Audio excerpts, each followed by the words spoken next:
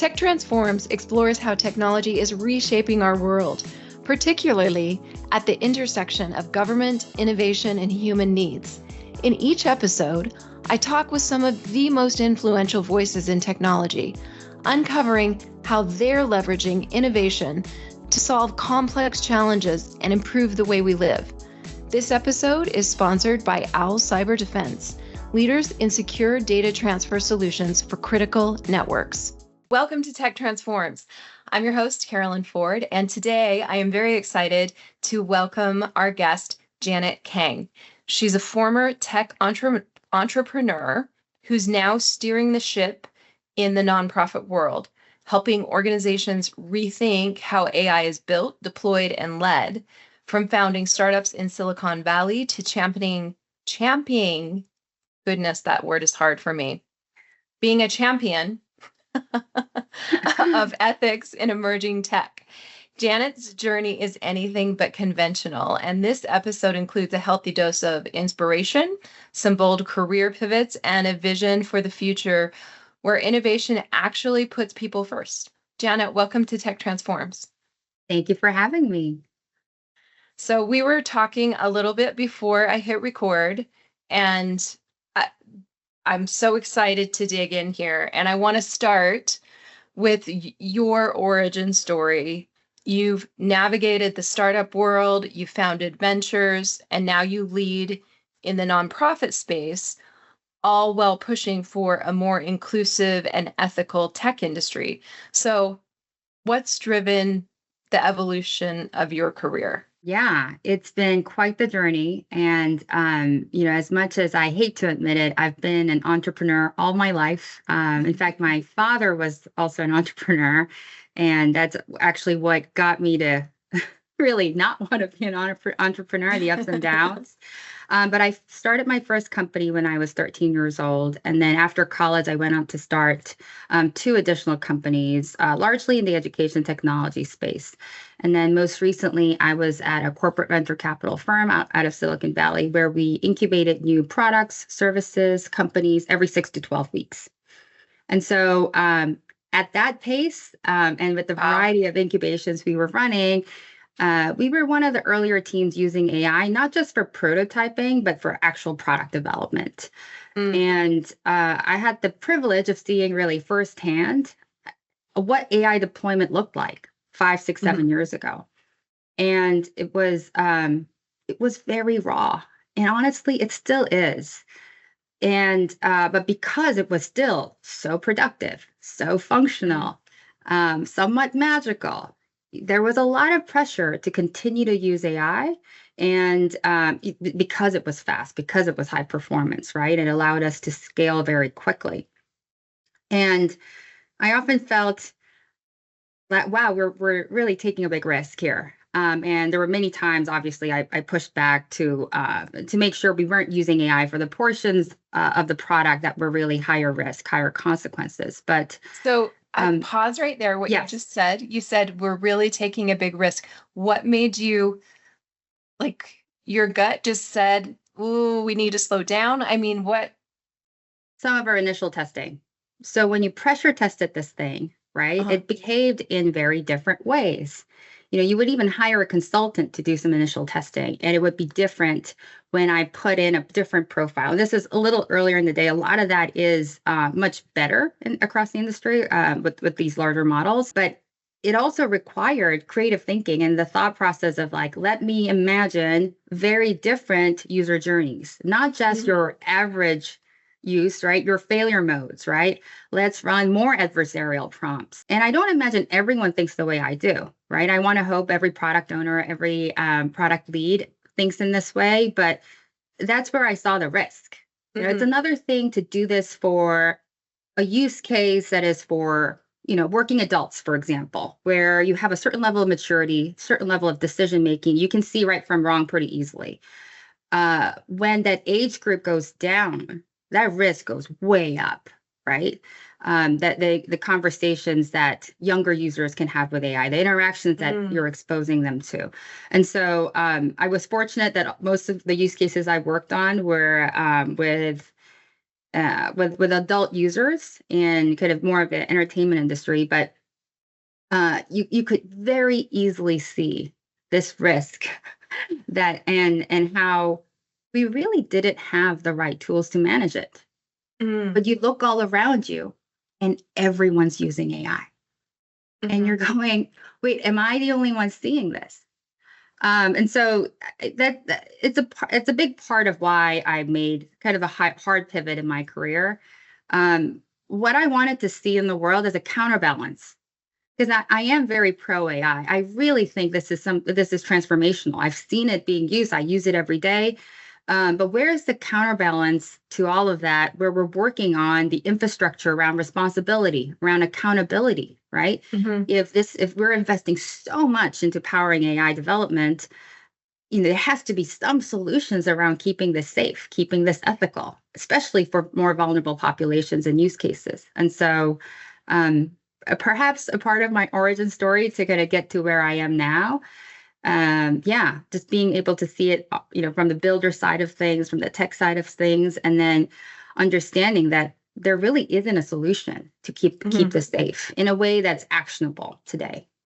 It's so huge, and the bell has been rung. Like, how do you contain that? So what are you doing right now? Tell me about your nonprofit. Thank you for the question. So I run a nonprofit called Just Horizons Alliance, and we're working on open protocols, frameworks for ethical AI development, and also in the early stages of conceptualizing actual technical tools you can use to see and assess risks in real time when it comes to AI-powered products. We're in the early stages. I started this about 5 months ago, but I'm really encouraged by most people in the industry understand the problem. They agree that we need a solution.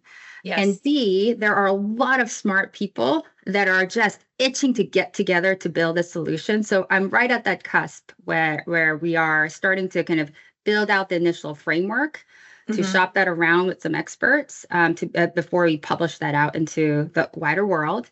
And working with some charter partners to start auditing AI products for various ethical standards. So more to come on that, but I'm hoping that this time next year we'll have some really exciting solutions out in the market that can help people make better decisions around AI development. Why nonprofit? Is it you just want what you develop to be open and available to everyone? Yeah, Why it's the a great nonprofit question. angle?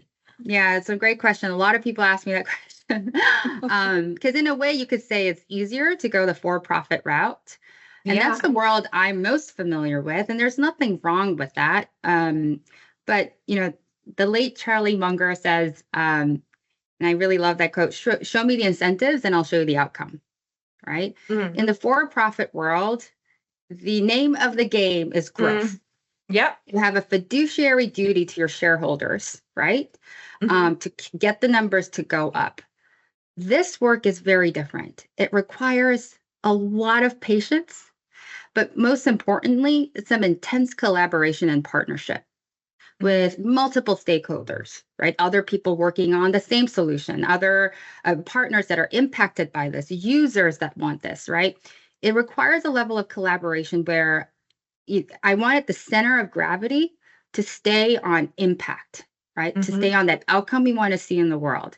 And so, I might be wrong, but that's where I had conviction around this really needing to be a nonprofit. You are a woman in tech that, let's face it, it's still male dominated. Has that been a challenge for you? Have you felt like you've been in the middle of systems not designed for you? And how have you navigated that? I mean, clearly you've navigated it well, but how has that shown up for you in your career? Yeah. And I'm sure you have as well, being a female executive, right, at a tech company. Yeah, I think the experience was different for different folks. I was at a panel and someone said something really cool. She said, if there's no space for you if there's no empty seat for you, right, at the table, then bring a folding chair. I thought it was hilarious. You walk around with a folding chair wherever you go. It's just a great Bring your own analogy. chair. I love it. Um, well, the problem that I saw was oftentimes there wasn't even space to squeeze in a chair, right? Mm. And so the challenge for me was, then you have to carve out a new role, set different expectations. You have to create a different opportunity to lure them into a bigger room where there is space for more people.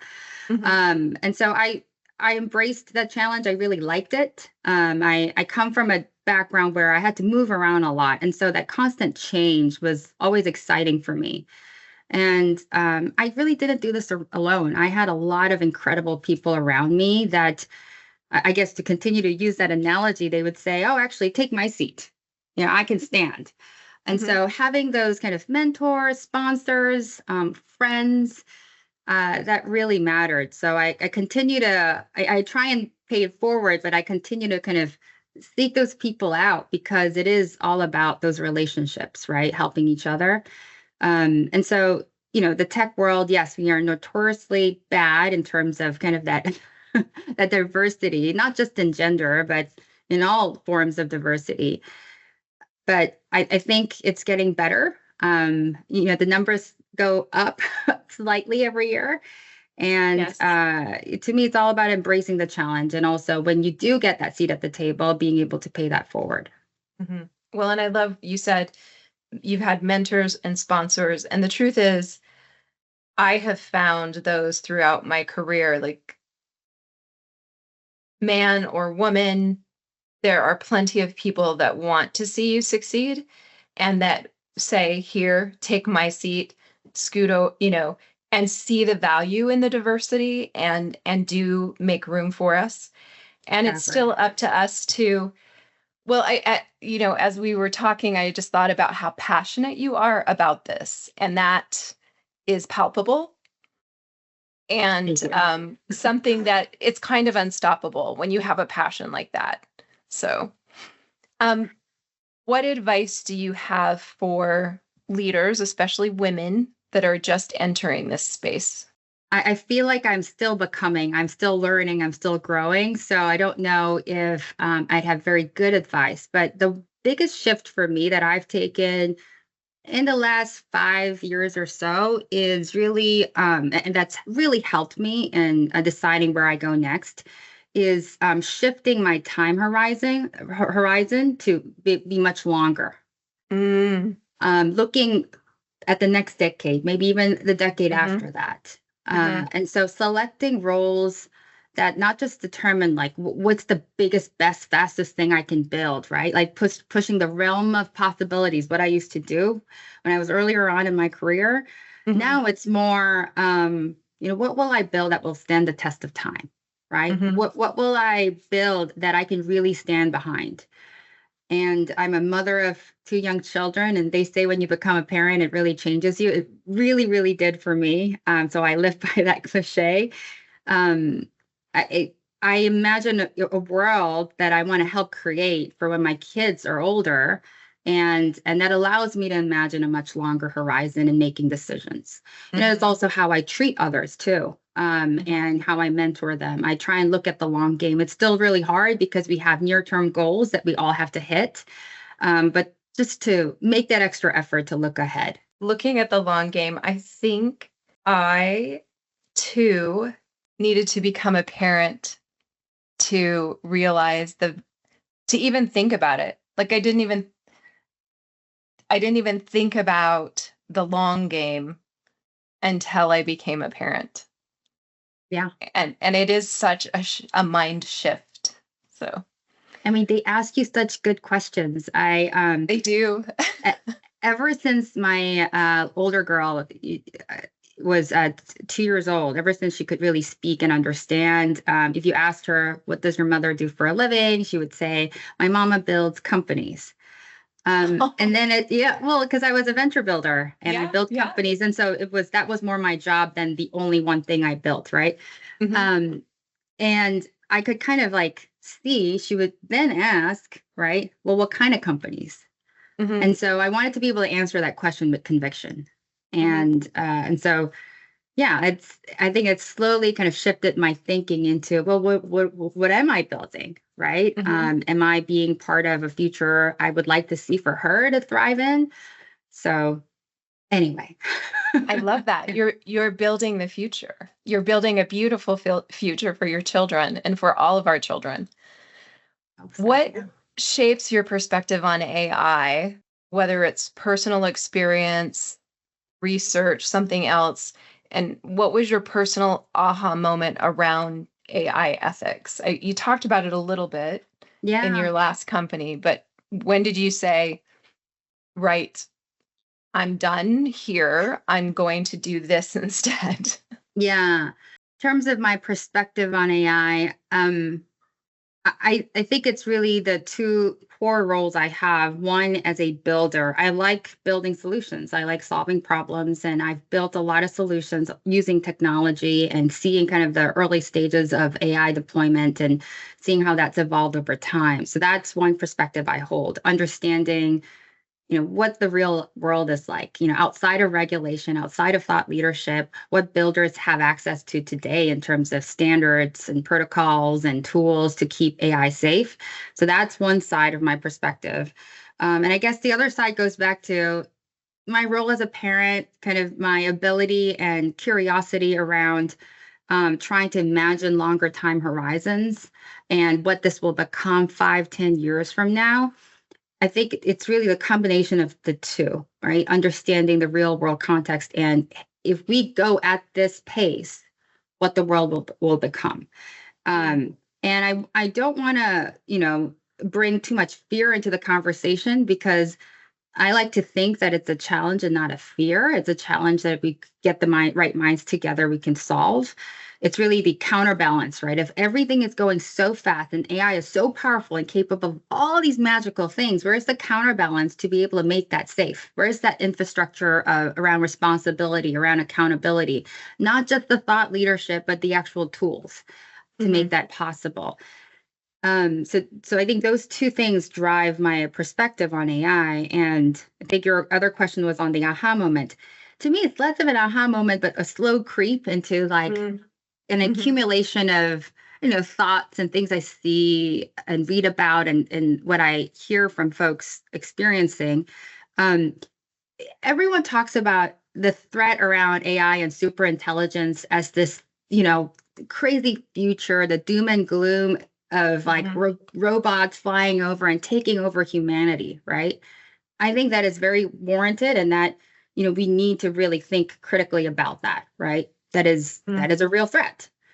But in parallel, we also have the, perhaps not equally, but to me it is equally scary, this parallel threat that's already unfolding. It's not crazy robots, but it's actually how AI is penetrating without any safeguards into the infrastructure of our day-to-day, right? Into our healthcare system, into our education systems, right? Into how we hire people, into our HR systems. Government agencies are using AI that's not really got a lot of safeguards in place, right? Perhaps off-the-shelf filters, which I know from experience don't always work, right? So to me, what we read online about these, public reports of harm is really the tip of the iceberg. And the risk, all that lies underneath, the bigger risk, continues to grow. And not enough people are talking about that, right? Right before you hit record, we were talking about how the way we use AI changes the way perhaps we communicate with other human beings, right? It's people start to develop and become very, very dependent on whatever form of AI they use. You said something that I hadn't thought about, that we've perhaps not changed, but AI has put a filter on what we think is good. Because I said, I don't know if I can write anymore. And when I do run it through AI, I feel like it's better.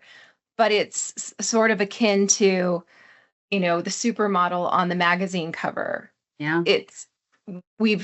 We've got this perception of what good is because it's what we see all the time now because of AI. Right.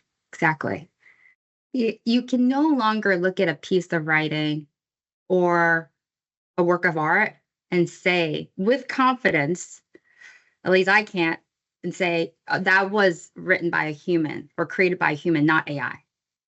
It's really hard to say that now, right? AI stole the M dash from me. That was like, that was my go-to tool. And now that's become a giveaway. Yep. If I ever use, I'm like, oh, I can't use the M dash. But I always use the M dash. It was one of my favorite things. But now I steer away from it because it's such a tell from AI. Not only that, but you start to see the writing styles of the different AI models. Mm-hmm. So you kind of know who's had help with Claude versus Gemini versus ChatGPT, right? Yes. M dashes are more ChatGPT than Gemini and Claude, just as an example, right? So to me, it's, changing how we write, how we perceive information, how we evaluate information. It's changing how we learn. And those are, to me, the lower risks. I think the bigger, higher order risks are ones we don't really know about, right? Who makes welfare decisions, right? Or you can say, it's ultimately made by a human, but those filters down below, right, are AI powered. Right. And so who gets left out, who gets included, that's already happening now. And I am just alarmed that we're rushing to deploy AI when we don't have the right evaluation tools around what it's doing to society. So yeah, I see those two kind of parallel things happening as threats that are real. Again, not to be scared of, but as a challenge. I want people to really think about it and then roll up their sleeves and say, okay, so what can I do next? So perhaps not an aha moment, but the accumulation of what I've seen happening to say, I think that enough is enough. I think I'm ready to jump in and have this be, my next stage of the next stage of my career. Yeah, and I think that's true for most things. It's a slow creep, to quote you.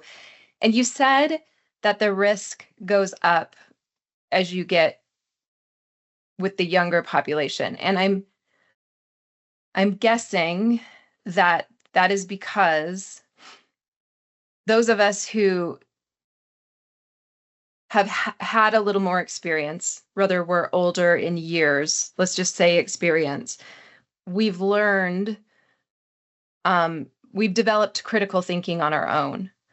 But the younger you are, those muscles are still being developed. And so the younger population that maybe hasn't learned critical thinking as much, they're becoming like, AI is sort of a drug. Is that a good way to phrase it, or what am I missing? Why does the risk go up?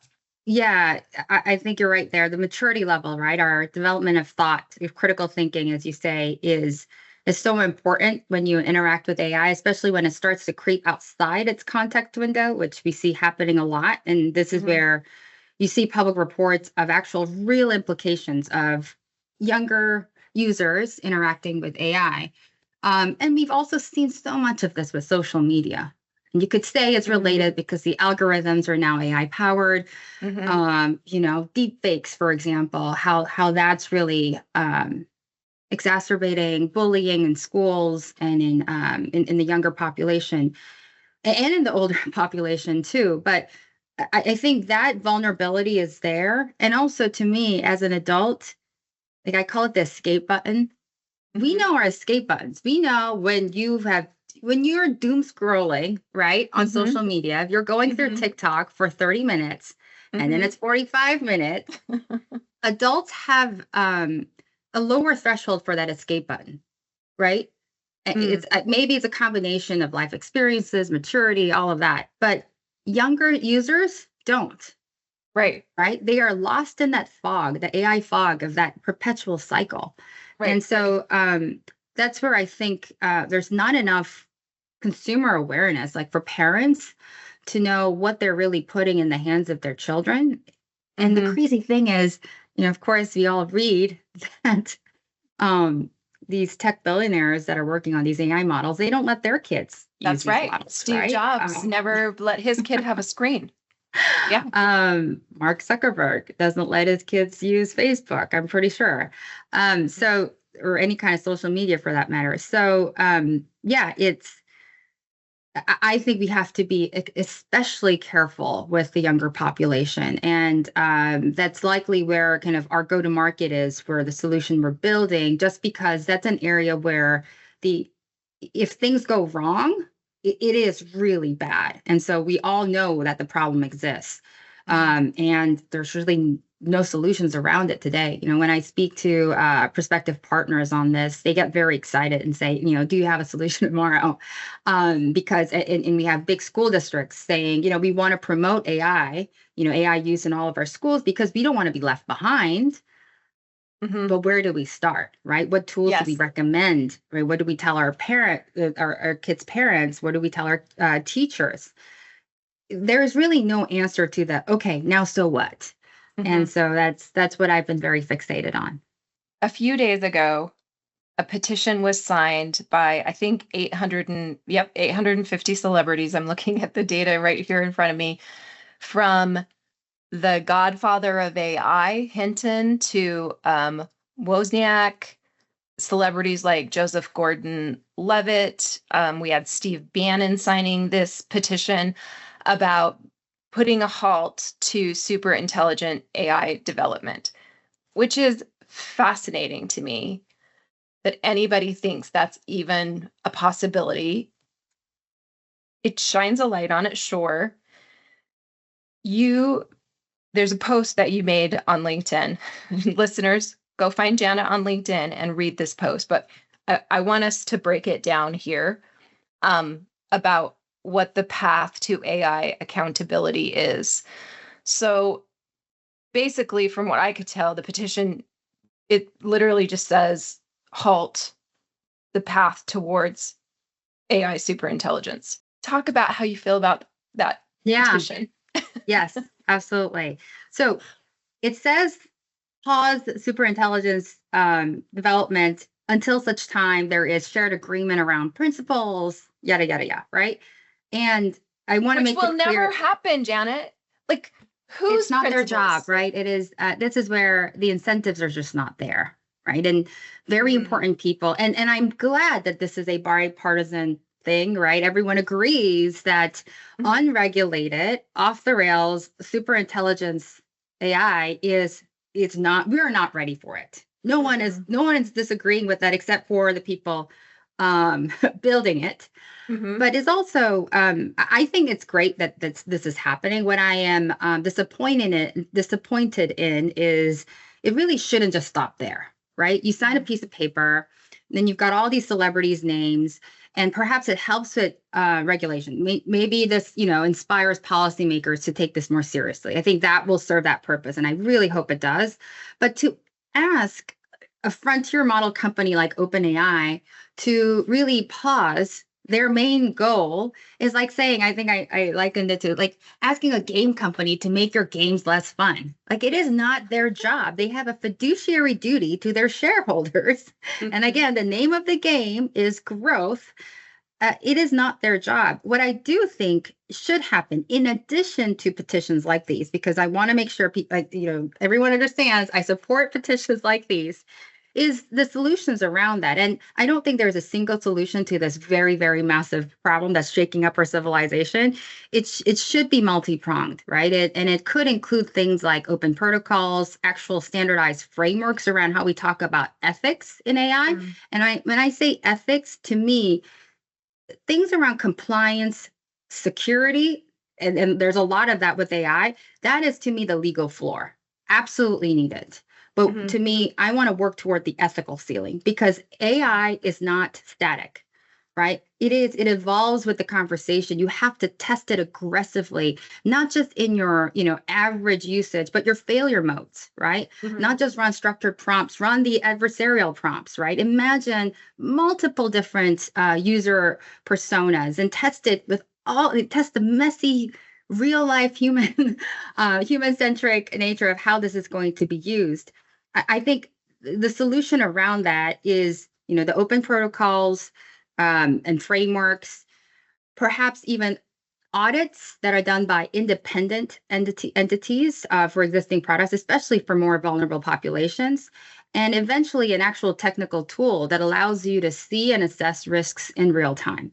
Because, just because you pass an audit, because of how, AI evolves, and typically an AI stack is not one model, it's multiple of them together, right? And, you frequently make updates. And so having a real-time tool is something we need as an industry. So I wrote a little bit about that on LinkedIn, but generally my mantra is always, the thought leadership is great. It's very passive. The active thing is answering the so what, where are the tools, where are the real frameworks? Having been a builder myself, I'll tell you there are very few options to make AI safe. You can take off-the-shelf safety filters or whatever, bias detection layers and whatnot, and they do part of the job. But unless you do the work of customizing it for your use case and continue to do the work of simulating different uses, especially for more vulnerable use cases, it's still, to me, not enough. So, and I'm talking about, the percentage of the applications that do put in those filters, because I imagine a lot of them don't. So I'll get off my soapbox, but yeah, more action. Less talking, more action is what I'm here for. What groups are you working with mostly right now? Right now, I'm mostly working with companies and products because I want to make sure that because if I were to audit or if I were to, build a framework, it should be used in the building process, right? I think consumers are either really scared, skeptical, or fully adopting of AI. And I want to continue to increase that awareness around the risks of using AI products especially for younger populations. But I think there's a lot of work already going on in that space, right? There's a lot of AI ethics advocacy, especially in the nonprofit space. My mantra has always been, let's solve the AI ethics problem for builders, so they actually have good options. If you want to do the right thing, that you have several options to implement right away that are accessible, that's transparent. These options are independent; they're not tied to some corporate gain. So that's kind of where I've chosen to build the solutions around. When you say you're going to put a framework in place, give me an example of what that means, like for my company. Yeah. So a framework would really be the starting point, because a lot of that would be, best practices, right? Because we're in the process of evaluating different AI models for various use cases and how they test across different ethical dimensions. And some of this data is already available. Stanford does a lot of safety and compliance related leaderboards for different models, right? And they give you part of the answer. And so expanding on that to understand the different classifiers that you're using and how they relate to different use cases. So there'll be a starting framework, but what you're talking about with like poking holes and testing it, that would be more part of an audit process, right? And I think audits look very different for different organizations. So for an education technology software, right, where let's say it's an after-school AI tutoring application, the use case, the different user personas, right? And you would then stress test this thing, right? And some of it is automated. Some of that would require human in the loop testing to be able to test for failure modes, edge cases, right? To see, how much of that goes wrong, what the risks are, how big the risks are, how much it goes outside its context window, as an example. Different from how a company like yours, right, an enterprise corporation with, lots of knowledge workers and specialists, that would require an assessment of what are the different ways your employees are using AI today? What are the different ways they hope to use AI today, right? How much customer data do you retain, right? And how much of that is required in the work you do? And that's more of a analysis across the board. And then that would be likely a few different kinds of audits in place to be able to assess from an ethics standpoint, given security and compliance. Given the customers you work with, I'm sure you guys are up to date on all of those requirements. But from an ethical standpoint, in what parts of decision making and what parts of high consequence scenarios you're using what kinds of models, to be able to say this is the report on, almost like a heat map of where your biggest risks are and what are some recommendations to mitigate those risks, right? And this is what I don't love about the world now is because we have so much AI already implemented across different organizations, you're doing so much of this after the fact. It's like you build the I was whole just, bridge. well, Yeah. And that's then where you're I like, let me immediately test it took for, you, right? sorry? I immediately took you there, and you're like, well, wait, before you even implement, you need to build this framework to implement with. So Yeah. your best practices. Yes. That's right. That's right. So, but in an ideal world, that's possible, and we will build those things. But in the real world today, I think we will see a lot more people that are candidates for audits than they are for, using kind of our Mm-hmm. design principles and our evaluated models. And so we're trying to do both.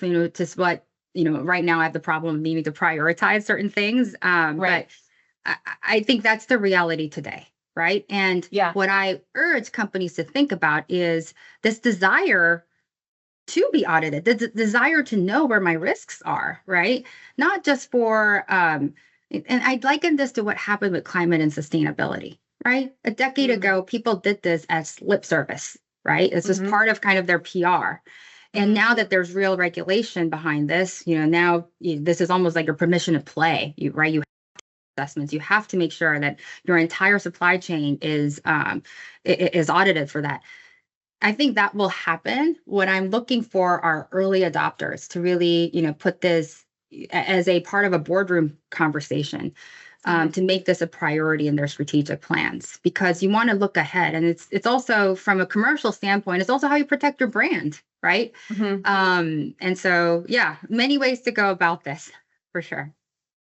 All right, let's flash forward 10 years.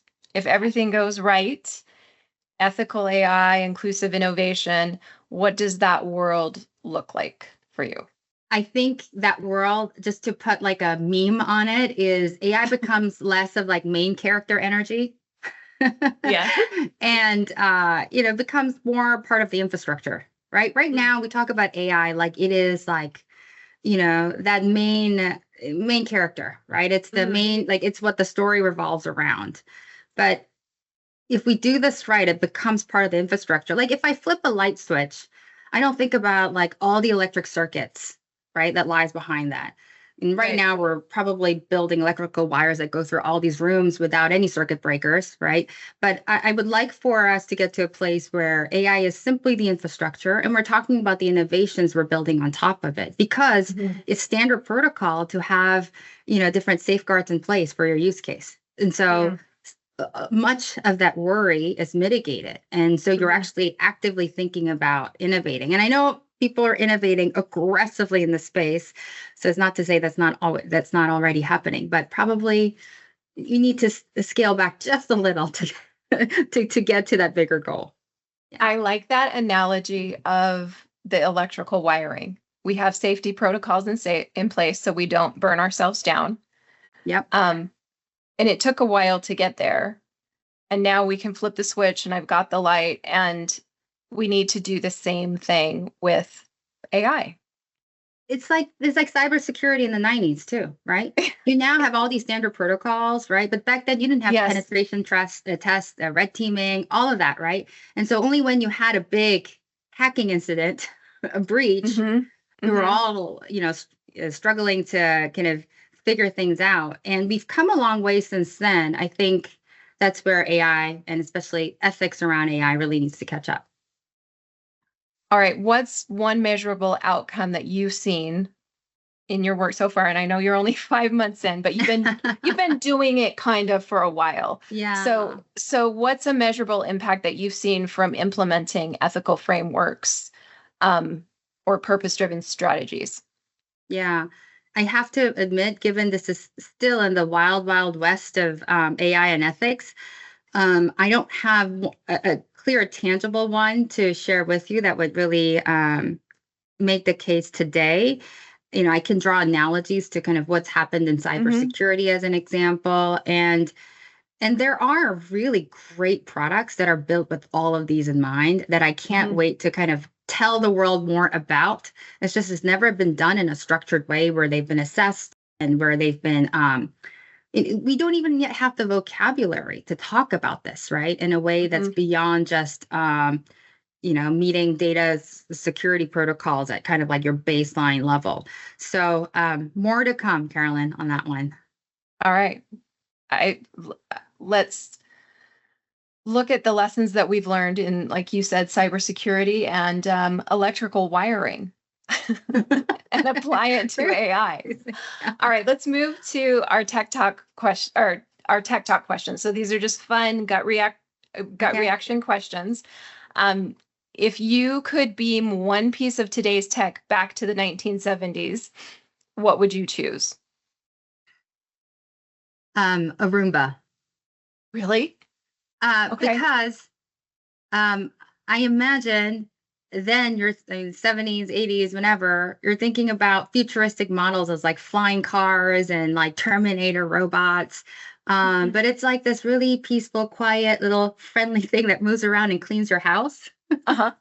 And that's, I guess, also like me manifesting the hope to the world that, these amazing innovations can help our day to day in positive ways that are also just like part of your norm. They don't have to be this hard pivot we take in the way we work and live. Yeah. And what is the goal for AI? Is it AI for AI's sake, or is it so I don't have to vacuum my house anymore? Exactly. Yeah. I'm still waiting for all the promises around how, robots that clean my house, fold my laundry. Yeah. We're still waiting. I can't wait for that one. All right. What's one AI myth that you wish would just disappear? That AI harm and risk is in the future. I think it is. It is. We're living in the thick of it now. We are seeing it now. Yeah. Yeah. All right. What are you reading or watching right now that's shaping how you think about AI, tech, ethics, the future? Yeah. I keep up with the markets and any tech updates daily. That's just kind of something I've always done being in the space. But books, I'm a slow reader. I just finished Empire of AI by Karen Howe, which is a great read. And I'm starting The Alignment Problem by Brian Christian, which I know I'm so late to that book. Everyone's been talking about, oh, then you must have read this book. So I urge everyone to go read The Alignment Problem. I hear it's a good book and I can't wait to get into it. All right. I love a good reading list, and I've got to give you one. So I read these books. N.K. Jemisin, she wrote the Broken Earth series. There's 3 of them. And you made me think about it early on when we started first talking, because you said you started thinking about things like the long game. Yeah. Well, these books think about things in millennia. And there's, yeah. So I don't know if you're a fiction reader, but I am. Just beautifully written and talk about the long game. Okay. So good. All right. Well, Broken Earth on my list. It's the Broken Earth series. Yes. All right. So for anyone looking to lead more ethically in tech and AI, or even make the leap from profit to purpose, what's one step that they can take today to start? I think you have to do the work, because actually it's not, there's no secret pathway to this, right? You actually have to sit down and do the work. If you're a product builder and you want an ethical path, then go reimagine your user journey, right? Think of all the failure modes, right? And be honest with yourself, right? Are you really using the right models? Do you really have the right safeguards in place, right? Do you really have the right protocols? And stepping into nonprofit mission-driven work, I don't think it's for everybody. I feel like it's a great privilege that I have to have that time to really reflect and think about this next chapter. But if you're given the opportunity to do it, take it. You live this beautiful life, right?